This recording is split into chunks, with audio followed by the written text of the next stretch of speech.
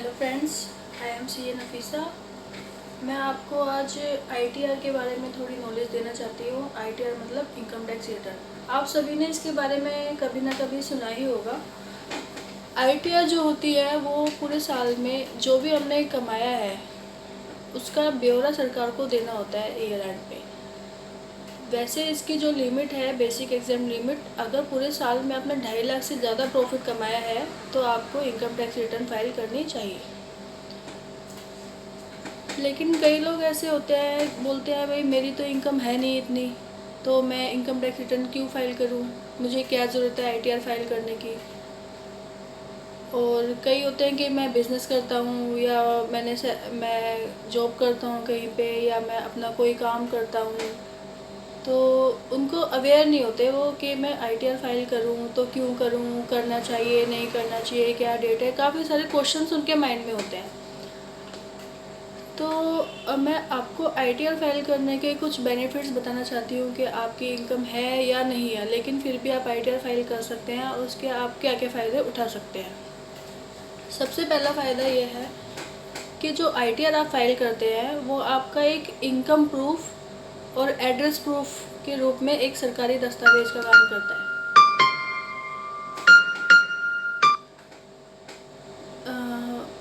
सरकार और इसका अगला बेनिफिट ये है कि आप ने कहीं कोई एफडी कराई हो या किसी से पेमेंट ली हो, आप रेंट लेते हो, आप कोई काम करते हो वहाँ से चेक लेते हो, कोई कॉन्ट्रैक्ट लेते हो, तो आपका टीडीएस कट जाता है। बैंक वाले आपका टीडीएस काट रहे हैं, या आप जिस रेंट ले रहे हैं वो रेंट वाला टेनेंट जो है वो आपका टीडीएस काट के दे रहा है, लेकिन आपकी पूरे साल की इनकम 2.5 लाख 5 लाख से कम है, तो आपका जो भी टीडीएस का पैसा कटा है, आप अगर आप आईटीआर फाइल करेंगे तो आपका टीडीएस का पैसा रिफंड आ जाता है, वो पैसे आपको मतलब वापस मिल जाते हैं। अगला फ़ायदा ये है कि आपने कभी कोई शेयर मार्केट में पैसा लगाया हो, मकान बनवाया हो, या फिर किसी भी चीज़ में आपको लॉस हुआ हो, तो अगर आप आईटीआर रेगुलरली फाइल कर रहे हैं तो आप उस लॉस को फॉरवर्ड कर सकते हैं, कैरी फॉरवर्ड कर सकते हैं। इट मीन्स कि आपका टैक्स बनता है इस साल, लेकिन आपके पिछले साल से लॉस है, तो वो सेट ऑफ हो जाएंगे दोनों।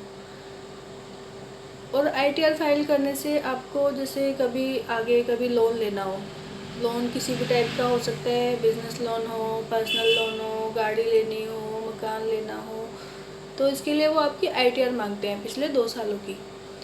तो अगर आपको फ्यूचर में कभी लोन लेना हो या अभी लोन लेना हो तो अपनी आईटीआर आप फाइल करा सकते हैं।